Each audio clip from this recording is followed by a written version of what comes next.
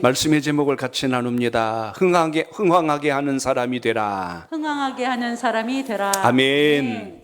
자, 오늘 이제 우리는 해피데이 축제를 앞두고 이제 우리 마음속에 다시 한 번 더 결단하며 한 생명 한 영혼이 주님 앞에 돌아오는 소중한 축제가 되기 위해서 오늘 이 시간 집중하여 오늘 이제 주보에도 기록되어 있는 우리 예비 신자들을 놓고 기도하며 우리 마음속에 사모하는 마음이 있길 축복합니다. 아멘. 믿고 기도하는 사람하고 걱정하며 기도하는 사람은 열매가 다를 것입니다. 오늘 주님께서 주신 능력과 은혜를 따라서 소망의 기도가 여러분 속에 살아있기를 축복합니다. 아멘. 오늘 영상으로 또 본당에서 기도하고 예배할 때 하나님 이번 주일날 그리고 다음 주일 2주간에 걸친 귀한 천국잔치를 통해서 하나님께서 예비한 생명들이 주님을 만나는 특별한 시간이 되게 하옵소서. 아멘. 이런 소망이 오늘도 살아있기를 축복합니다. 아멘. 우리 기도가 왜 중요하냐면 하나님의 일하심이 우리의 기도 속에 있다는 것을 꼭 기억하시길 바랍니다. 아멘. 내가 일함이 아니고 우리를 통해서 일하시는 하나님을 만날 수 있다는 것이 우리에게 가장 큰 능력이 된다는 것을 우리가 결코 잊으면 안 될 것입니다. 아멘. 항상 명랑하고 활기차게 살아가는 어떤 한 사람이 있었습니다. 하도 궁금해서 그 비결이 뭐냐고 물었더니 그 사람이 이렇게 대답을 합니다. 나의 집에 가면 내 골방에 특별 전화기가 설치되어 있는데요, 그 전화기를 사용하면 하나님께서 나에게 항상 말씀해 주시고 감동도 주시고 은혜도 주십니다 하는 거예요. 아니 어떻게 하나님께 전화합니까? 했더니 하나님께 올리는 내 전화번호가 있어요. 그래. 아니 그 번호 좀 나 좀 알려주세요 라고 했더니 이거 비밀인데 선생님에게만 알려드리겠습니다 라고 했더니 예, 꼭 좀 알려주세요. 그랬더니 그 번호를 알려줍니다. 잘 들으세요.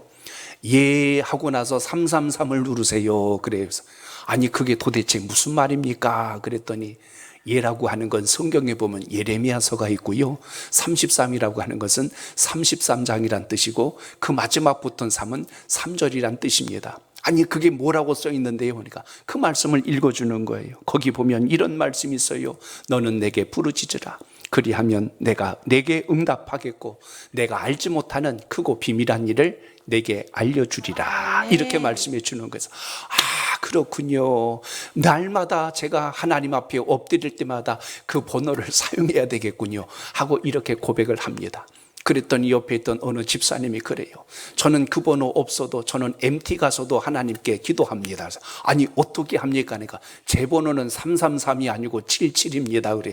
아니 무슨 번호가 77이요? 그랬더니 MT77. 그래서 MT77이 뭐요? 그랬더니 마태복음 7장 7절 그렇게 말씀을 하는 거예요. 거긴 뭐라고 기록돼 있어? 하고 이야기했더니 대답을 해주는 거예요. 거기 보면 하나님께서 우리에게 약속해 주신 말씀이 있는데 그 말씀에 보면 구하라 그러면 너희에게 주실 것이요, 찾으라 그러면 찾을 것이요, 문을 두드리라 그리하면 열릴 것이다. 아멘. 그래서 저는 MT77을 누릅니다 하고 이렇게 이야기합니다. 옆에 있는 사람이 질세라 자기도 한마디 해요. 저는 어려운 일이 생기면 누구든지 어려울 때마다 119를 누르라고 알려줍니다. 그러니까 그게 무슨 번호요? 그랬더니 누가복음 11장 9절을 보면 거기 말씀이 있습니다. 뭐라고 있습니까? 했더니 거기 이런 말씀이 기록되어 있는 거예요.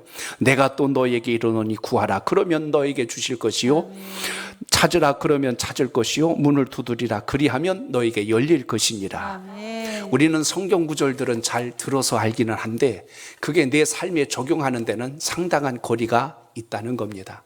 오늘 금요 기도회는, 오늘 결단하는 이 시간은 막연히 내 마음속에 있는 거 털어내고 가는 시간이 아니고 주님께서 여러분에게 응답하는 그 기회를 붙드는 시간이 꼭 되시기를 축복합니다. 아멘. 그래서 오늘도 우리는 이 느헤미야서를 통해서 느헤미야 그러면 우리는 어떤 인물로 기억합니까? 그는 기도하는 사람이요, 하나님의 능력을 끌어당기는 사람이요, 기도만 한 게 아니라 하나님 말씀대로 행함으로 옮긴 인생이었다는 것을 오늘도 기억하시길 바랍니다. 아멘. 우리가 전 시간을 통하여 느헤미야의 어떤 부분을 봤어요?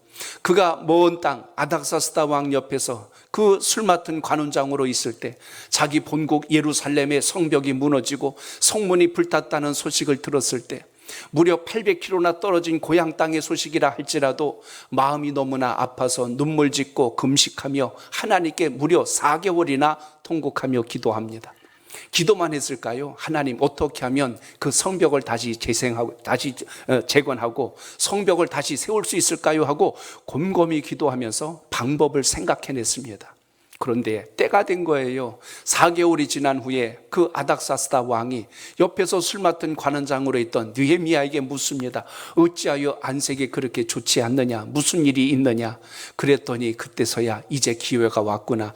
느헤미야가 왕에게 요청합니다. 폐하, 왕이여, 제가 청이 하나 있나이다.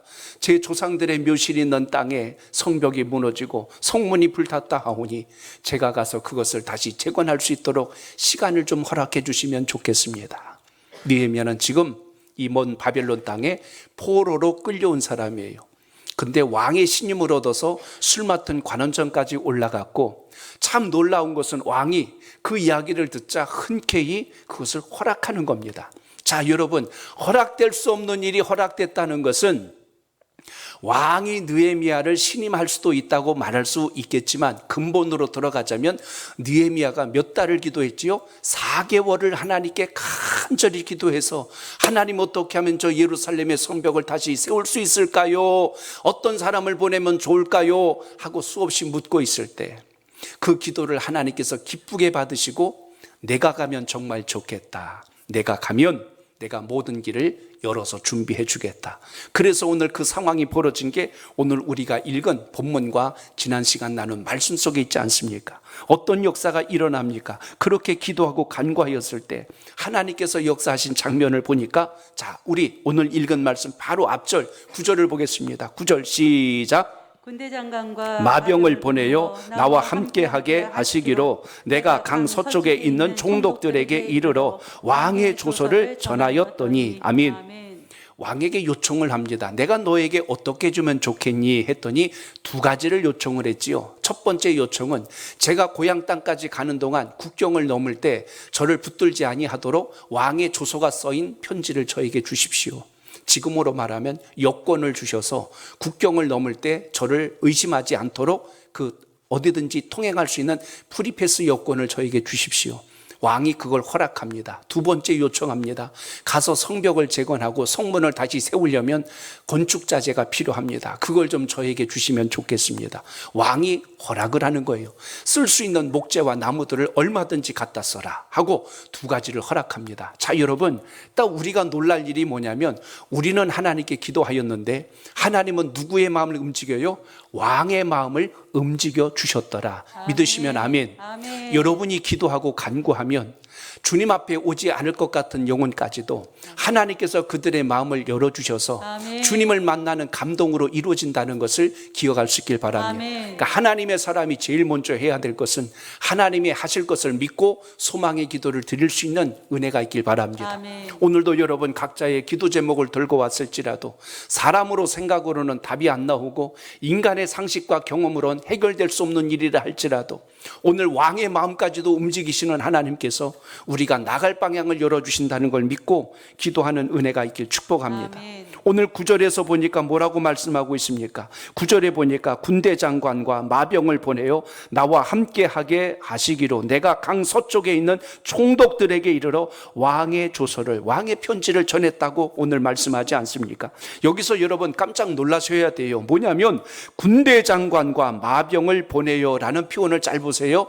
느헤미야가 요청한 건 제가 고향 땅까지 안전하게 다녀올 수 있도록 길을 열어주세요 하고 했더니, 왕은 느헤미야만 보낸 게 아니라 여기 보니까 군대 장관, 경호원까지, 심지어 마병까지 지금으로 하면 갈 수 있도록 이동수단까지 다 제공해서 갔다 올 수 있도록 해 주었더라라는 겁니다. 여러분, 하나님이 움직이시니까, 하나님께서 역사하시니까 왕의 마음을 바꿔주시고 느헤미야가 기도한 것보다 상상할 수 없는 엄청난 열매와 응답하심이 역사됨을 기억하시길 바랍니다. 아멘. 그러니까 하나님의 사람들이 이걸 경험해야 돼요. 내가 기도한 것보다 더 좋은 것을 주시는 하나님, 아멘. 내가 기도했던 것보다 더 큰 것을 예비하신 하나님, 아멘. 그것을 만나는 게 뭐냐면 바로 기도라고 하는 것입니다. 그러니까 오늘 우리는 기도할 때 하나님은 천군 천사를 동원하여 우리의 나갈 방향을 여시며 길을 만들어 가신다는 걸 믿고 오늘도 소망의 기도가 살아있기를 바랍니다. 아멘. 그러므로 우리 마음속에 정말 주님의 마음이 그대로 들어왔을 때 아버지의 역사와 영광이 임한다는 것을 우리가 오늘 말씀을 통해서 발견할 수 있어야 합니다. 느헤미야가 예루살렘에 도착을 했더니 환영하는 사람만 있는 게 아니라 오늘 우리가 읽은 말씀에 보니까 호론 사람 산발랏과 또 종이었던 암몬 사람 도비야가 오늘 뭐라고 그러냐면 이스라엘 자손을 흥왕하게 하려는 사람이 왔다라고, 이게 지금 기뻐하는 게 아니라 오히려 비아냥거리고 두려워하고 조롱하고 있는 장면을 여기서 보게 됩니다. 인생들은 누가 좀 잘 나가고 누가 좀 높아지면 시기하고 질투하는 일들이 벌어지는데 오늘 본문의 상황에서 느헤미야가 어떻게 대처하고 있는지, 또 세상을 살면서 이런 위기가 왔을 때 우리는 어떤 신앙관을 가져야 하는지 오늘 이 답을 잘 부여잡아서 이제 해피데이 축제를 앞둔 우리의 마지막 마음속에 끝까지 영적 최선을 다할 수 있는 은혜가 여러분의 기도 속에 있길 축복합니다. 아멘. 어젠가 그제 짧은 영상 하나를 봤는데요, 사이클 경기입니다. 자전거 경기를 막 하는데 1등으로 들어오는 선수가 있었어요. 막 관중석에서 환호하고 난리가 났어요. 야 하고 박수를 치니까 이 선수가 그냥 기분이 너무 좋아가지고 두 손을 쫙 올리고 V를 키면서 쫙 들어가는데 바로 뒤에서 그냥 다리가 안 보일 정도로 막 페달을 젓는 이 이동 선수가 있는데요, 결승전 바로 앞에서 그 두 번째 오는 선수가 그걸 추월해서 들어가 버리는 거예요. 야, 여러분, 손만 안 들었으면 그 사람 1등하고 들어갔을 텐데 폼 잡고 있다가 뒷사람이 먼저 들어갔어요. 뭘 못한 거예요? 마지막에 최선을 다하지 않았어요. 근데 그때만 그랬냐? 또 다른 영상도 보니까 거기도 그래요.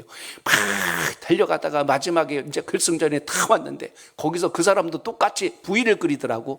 이렇게 폼 잡았는데 핸들이 휘청휘청 하더니 꽈당하고 넘어져 버렸어요. 그러니까 그 뒤에 있는 2등 선수가 또 앞질러 가니까 그거 쫓아가려고 막 자전거 끌고 뛰어 들어가요. 그러니까 여러분, 이게 무슨 이야기예요? 마지막까지 최선을 다하는 믿음의 자세가 없으면 아무리 선두로 달려가고 있다 할지라도 좋은 열매와 결과가 없다는 겁니다. 오늘 우리 하나님의 사람들은 주님 오시는 그날까지 기도하고 간구하고 소망하는 믿음의 자세를 잃지 말고 믿음의 균형을 잘 지키며 거룩한 습관이 살아있길 축복합니다. 아멘. 자, 여러분, 하나님의 일은요, 하나님이 감동하시면 된다. 이걸 기억하시길 바랍니다. 따라합니다. 하나님이 감동하시면 됩니다. 하나님이 감동하시면 됩니다. 하나님께서 느헤미야 기도를 들으시고 감동하셨어요. 아멘. 감동하시니까 왕의 마음도 바꿔주시고, 그래서 군대 장관도 붙여주시고, 마병도 옆에다가 마차와 모든 거 수레도 다 챙겨주시고, 건축자재도 챙겨주시고, 프리패스 여권도 붙여주시고, 모든 것을 다 이렇게 하나씩 하나씩 준비해 주신 것을 봅니다. 우리는 기도할 때 하나님은 일을 준비해 가신다. 오늘 이것을 여러분 기억할 수 있기를 바랍니다. 오늘 말씀 속에서 오늘 느헤미야가 하나님의 그 마음을 보고 감동하는 거예요. 하나님은 느헤미야를 보고 감동하고 느헤미야는 하나님의 역사 때문에 깜짝 놀라고, 우리는 날마다 주님 때문에 기도하다가 좀 이렇게 감동하고 감격하는 은혜가 많아지길 축복합니다. 아멘. 오늘 무거운 마음을 가지고 주의 전에 왔을지라도 오늘 기도하다가 주님 만나시고, 오늘 간구하다가 막혔던 문제 해결받으시고, 아멘. 더 주님께 부르짖다가 하나님 주시는 지혜로 인하여 여러분의 걱정 근심이 치유되는 역사가 있기를 바랍니다. 아멘. 그래서 느헤미야가 오늘 이 상황 속에서 하나님께서 자신을 향하여 응답하고 계심을 확실하게 느끼는 것이, 왕이 자신에게 물었을 뿐만 아니라 모든 걸 준비해 주는 것을 보니까 모든 게 너무나 일사천리로 가고 있는 거예요. 안 돼, 그럴 수 없어. 왕이 다 틀거나 막거나 그를 제지한 것이 아니라 오히려 길을 열어주시는 이 장면을 우리가 주목하게 됩니다. 이렇게 돼서 마침내 오늘 이 느헤미야가 예루살렘에 도착하여서 제일 먼저 했던 게 뭡니까? 오늘 우리가 읽은 본문에 보니까요, 그가 그 이튿날 어떻게 했어요? 머무는 지 사흘 만에, 이제 오늘 사흘 안에 그가 어떤 일을 했냐면 예루살렘 성이 어디가 무너졌는지를 살피러 갔고, 성벽과 성문이 어디가 부서졌는지를 살피러 그것을 샅샅이 두지면서 다니고 있다라고 오늘 본문에서 말씀하는 걸 보게 됩니다. 심지어 말 여러 피를 끌고 다니면서 동네 소문 다 나게 하지 않았어요. 조용히 가서요, 왜 왔는지도 말하지도 않았어요. 그냥 와가지고 조용히 살피고 어디를 고쳐야 되는지 조목조목 보고 있다가, 근데 이게 와가지고 본 겁니까? 이미 떠나기 전부터 4개월 전부터 기도한 거 아닙니까? 기도 충분히 하고 방법을 생각해내고 어디부터 시작해야 될지. 그렇기 때문에 오늘 느헤미야서를 쭉 읽다 보시면 성벽과 성문을 재건하는 시간이요 52일 걸립니다. 이건 여러분 아주 엄청나게 빨리 일사천리로 진행된 거예요. 모든 게 손발이 짝짝 맞지 않으면 될 수 없는 그 일이 이루어졌다는 것은 느헤미야가 그 정도로 철저히 준비했다는 것을 우리가 볼 수가 있습니다. 아마 어제 우루과이하고 우리나라하고 경기하는 것을 보신 분들이 많이 계실 거예요. 그냥 한 골 먹힐까 봐 조마조마했는데 사실 뛰어보니까요 우리나라 선수들도 이제 실력 뒤지지 않습니다. 또 그 전에 여러분 일본 경기도 여러분 보셨을 거예요. 독일하고 하면요 거의 많은 전문가들이 독일이 이길 걸 줄 알았어요. 근데 여러분 일본이 이길 줄 누가 알았겠어요? 저는 일본 그 인터뷰하는 주장 선수 말이 깜짝 놀랐어요. 한국도 이겼는데 우리라고 못 이기겠냐 그런 거예요. 야, 2018년도 우리가 2대0으로 이겼거든요. 우리는 2대0으로나. 근데 이번에는 이제 역전해서 이기긴 했는데 놀라운 것은 우리가 하는 걸 보니까 자신감이 그냥 꽉 찬 거예요. 한국도 이겼는데 우리라고 못 이기려고. 그리고 뛰어들어서 하고 독일은 아이고 일본 정도 이렇게 생각을 했을지는 모르겠어요. 아니나 다를까 그 선수 중에 한 사람은 누굽니까? 아사노란 선수가 그 머리 노란머리 해갖고 막 뛰어가는데요. 또 그게 또 말거리가 됐지 않습니까? 그 독일 선수 그 사람 누구예요? 그 이름이 그 리드건지요, 고두건지 그 선수가 다리는 또 왜 이렇게 길어요? 그 옆에 와가지고 약 올리면서 뛰었잖아요. 다리를 펄쩍펄쩍 뛰어가면서 꼭 그것도 뛰는 거라고. 근데 놀렸던 그 선수가 마지막 역전골 넣었잖아요. 독일이 완전히 그냥 멘붕 상태가 빠져버렸어요. 왜 그렇게 잘 넣는가 분석한 글을 봤더니 그 선수가 독일에서 이미 선수 생활을 했어요. 그리고 독일 선수들의 그 전술을 다 익혔어요. 어떻게 하면 이길 수 있는지, 어떻게 하면 싸울 수 있는지. 전반전 때는 수비 대용으로 갔다가 후반전에는 갑자기 공격 대용으로 바꿔가지고 좋은 결과를 냅니다. 제가 뭘 봤냐면 일본이 독일을 연구했다. 어떻게 하면 이길 수 있을까? 체격적으로도 굉장히 우리가 열세인데 어떻게 하면 그들을 이길 수 있을까? 분석하고 연구하고 철저히 했더니 마지막에 가서 좋은 결과를 얻어낸 것을 보게 됩니다. 느헤미야가 52일 만에 예루살렘 성을 수축하는 것이 우연히 되어진 일이 아니라 4개월 동안의 충분한 하나님과의 영적 기도를 준비하고 있었고, 왕이 물었을 때 생각해보고요 그러지 않고 묻자마자 일사천리로 나왔죠. 여권을 만들어 주시고 목재를 준비해 주시고 제가 빨리 다녀올 수 있도록 길을 열어 주옵소서. 왕이 그렇게 말하는 느헤미야를 보면서 이게 갑자기 하는 얘기가 아니라 오래전부터 준비하고 있었구나, 알고 있었다는 거죠. 안 보냈다간 큰일 나겠구만. 그래서 보내줬단 말입니다. 그래서 예루살렘에 와서 한 것이 뭡니까? 먼저 성벽을 다 살펴보고 어디서부터 시작해야 될지 그걸 조목조목 누구에게 떠버리지 않고 말하지 않고 이걸 준비한 것을 보게 됩니다. 이렇게 철저히 준비하고 그걸 이스라엘 백성들에게 알리니까 그들이 모두가 한마음이 되어서 연합하는 역사가 일어납니다. 오늘 말씀 쭉 따라가다 여러분 18절 보세요. 거기 이런 말씀 나옵니다. 18절 시작. 그들에게 하나님의 선한 손이 나를 도우신 일과 왕이 내게 이런 말씀을 전하였더니 그들의 말이 일어나 건축하자 하고 모두 힘을 내어 이 선한 일을 하려 하매. 아멘.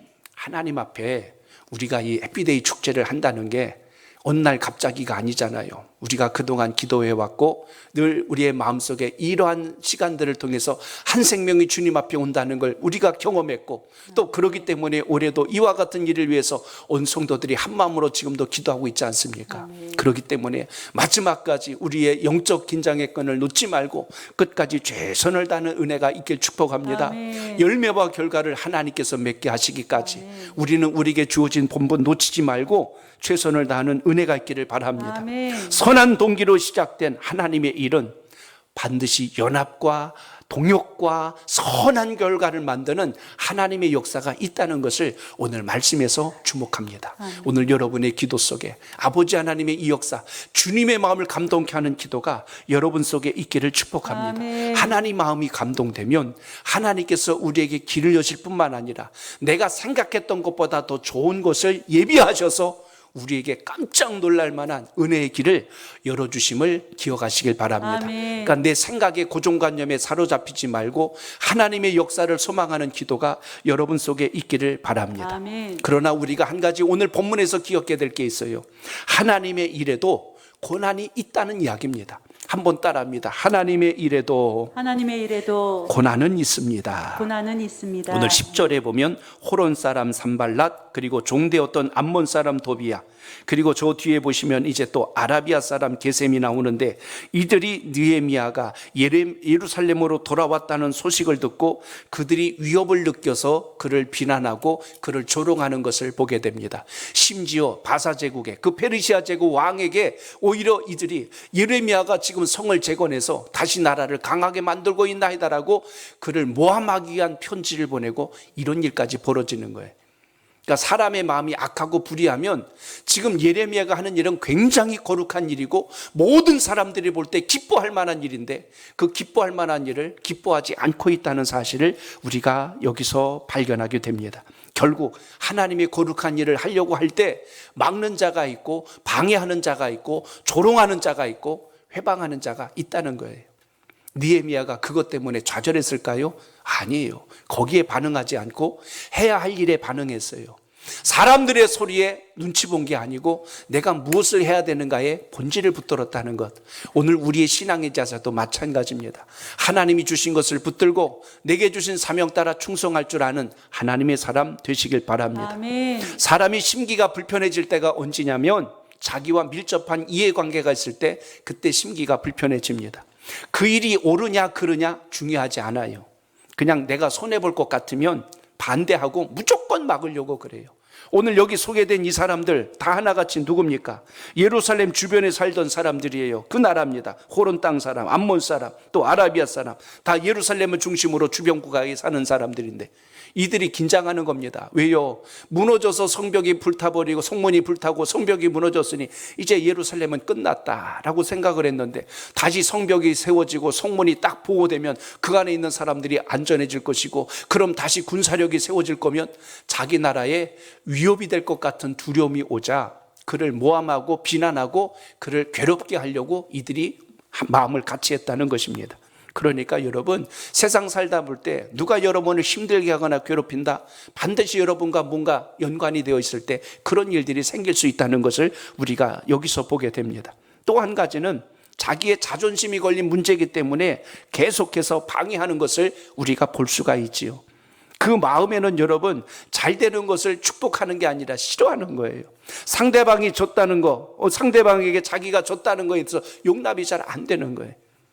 이번에 이제 이 월드컵이 계속 진행되면서 많은 이야기들이 우리에게 들릴 겁니다.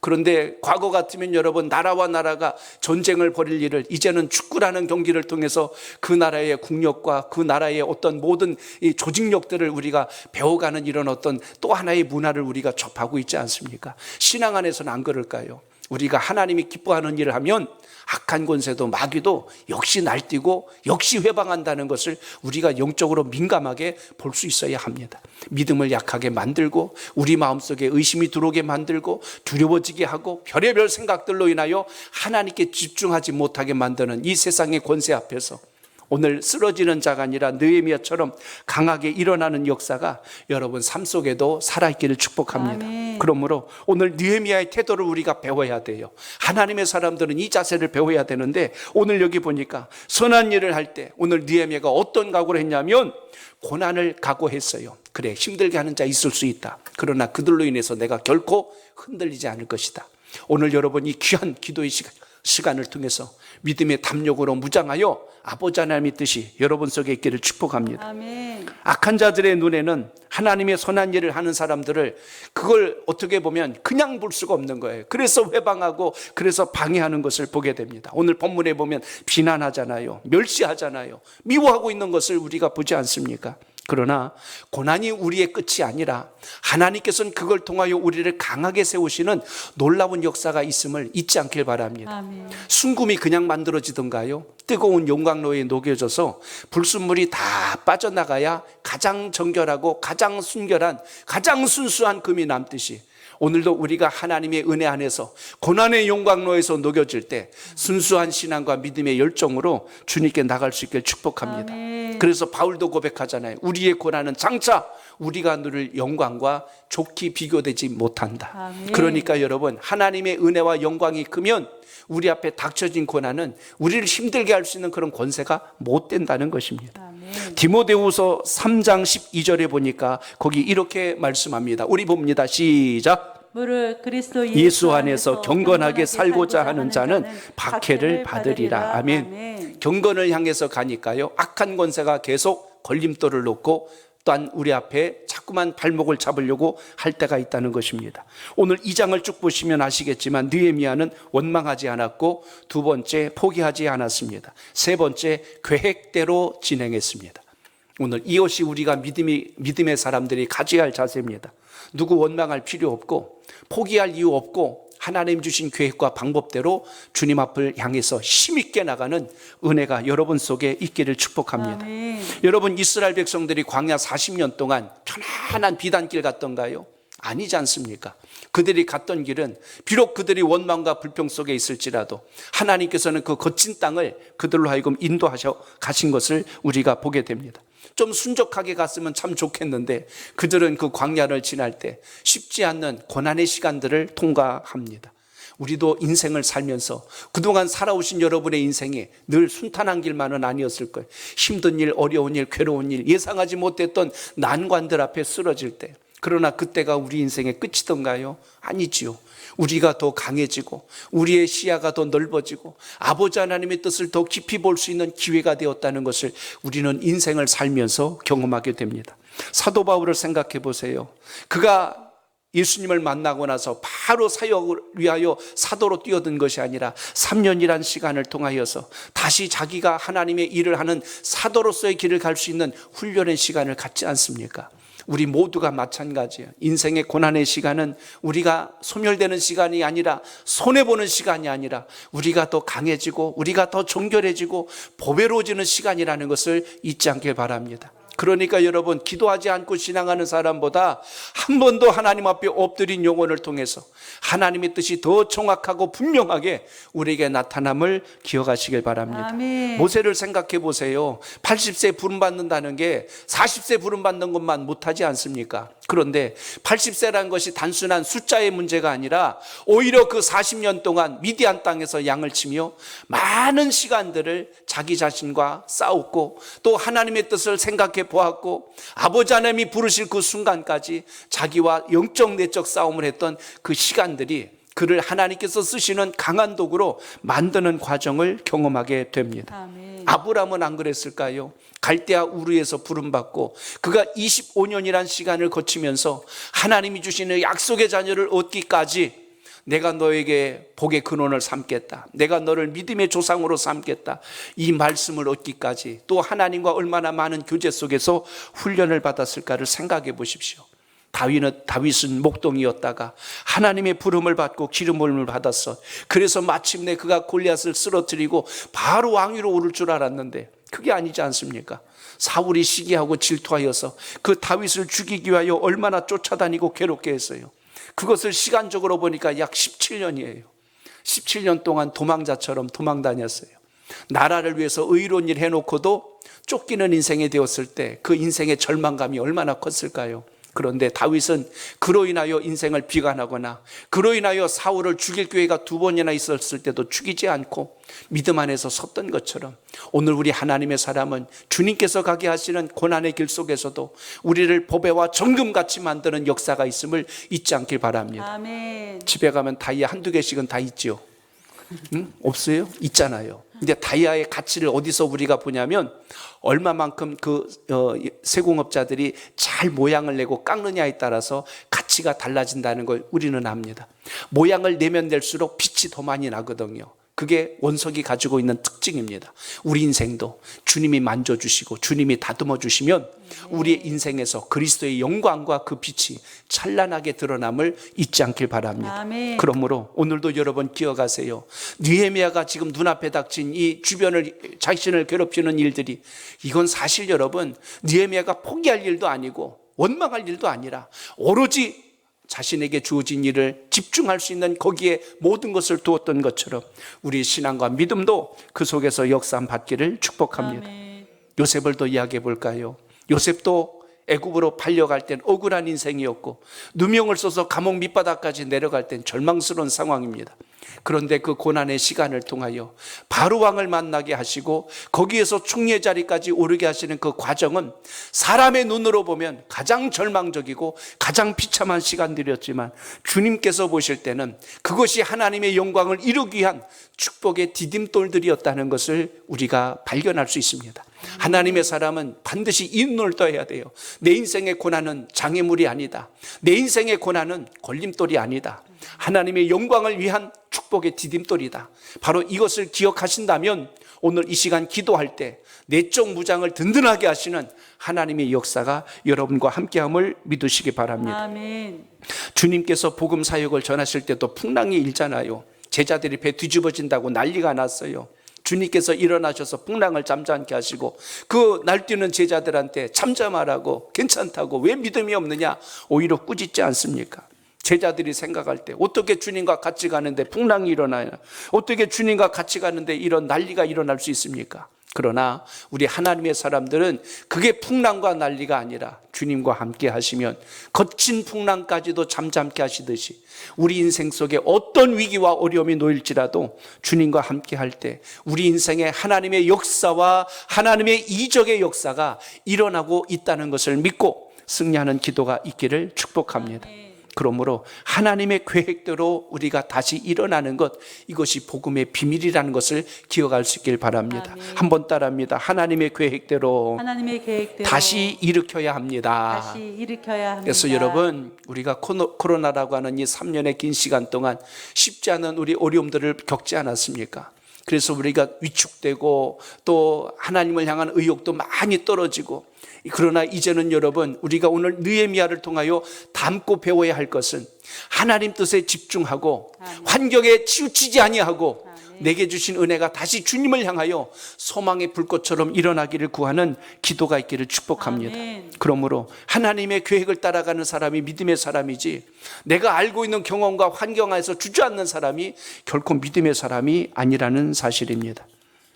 주중에 새벽 예배 때 찬송하면서 이 곡을 마음속에 담으면서 참 하나님께 은혜를 받고 또 감사의 찬양을 드린 적이 있습니다. 찬송가 432장인데요. 그 1절 가사가 저에게 참 은혜가 돼요. 여러분 그 찬송 아시죠? 432장. 우리 1절만 한번 같이 하나님 앞에 불러봅니다. 1절만 찬양해 봅니다. 찬송가 432장 1절입니다.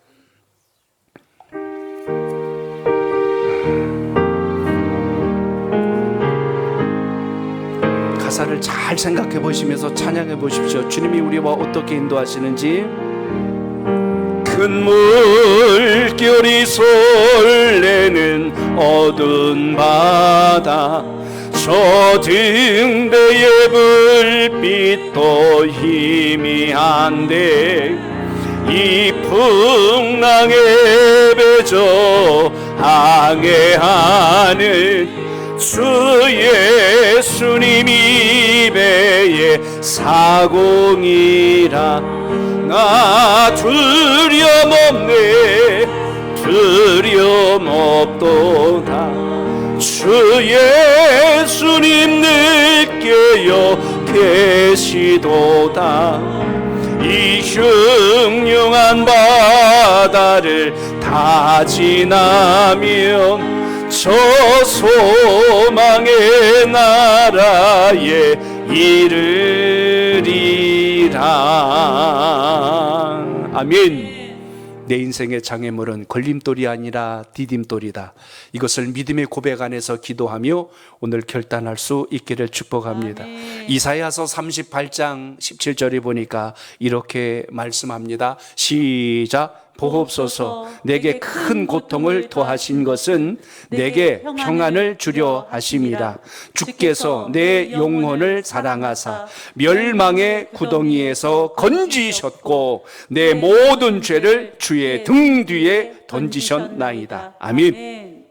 소망의 말씀을 붙드시길 바랍니다. 보옵소서. 내게 큰 고통을 더하신 것이 내게 평안을 주려는 하나님의 뜻입니다. 이사야 선지자가 고백합니다. 주께서 내 영혼을 너무나 사랑하여 주셔서 멸망의 구렁텅이에서 나를 건져내 주셨을 뿐만 아니라 나의 모든 죄를 저 등 뒤로 다 던져버리셨다고 이렇게 말씀하지 않습니까? 오늘 그러기 때문에 하나님의 기뻐하심을 따라 구하는 모든 기도는 주님의 반드시 선한 열매가 있다는 걸 믿고 소망의 기도가 여러분에게 살아있길 축복합니다. 아멘. 베드로전서 1장 7절을 보세요. 거기에 우리에게 산 소망의 말씀이 이렇게 기록되어 있습니다. 함께 읽습니다. 시작. 너희 믿음의 시련이 불로 연단하여도 없어질 금보다 더 귀하여 예수 그리스도의 나타나실 때에 칭찬과 영광과 존귀를 얻게 하려 합니다. 아멘. 오늘 주님께서 우리에게 칭찬과 영광과 존귀를 얻도록 이끄신다는 걸 믿고 오늘도 소망의 기도가 여러분 기도 속에 살아있길 축복합니다. 아멘. 오늘 마지막 20절 보세요. 거기 이렇게 말씀합니다. 20절 시작. 내가 그들에게 대답하여 이르되 하늘의 하나님이 우리를 형통하게 하시리니 그의 종들인 우리가 일어나 건축하려니와 오직 너희에게는 예루살렘에서 아무 기업도 없고 권리도 없고 기억된 바도 없다 하였도다. 아멘. 거기 앞부분에 보니까요, 하늘의 하나님이 우리를 형통하게 하시리니라는 말씀이 나옵니다. 그러니까 여러분, 우리가 이 땅에서 잘 되고 윤택함을 입고 복을 입는 것이 내가 잘나고 내가 똑똑하고 내가 빽이 좋고 내가 스펙이 많아서가 아니고, 여기 말씀합니다. 하늘의 하나님이 우리를 형통하게 하시라니.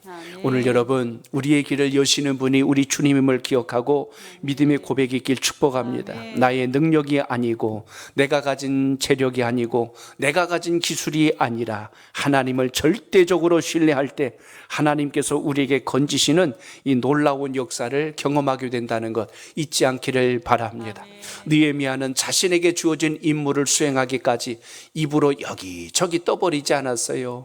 그 말은 꼭 신뢰될 만한 사람들에게만 고백하여서 그들에게 하나님의 비전을, 자신에게 준 하나님의 뜻을 나타냈지 아무나 붙잡고 하소연하지 않았어요.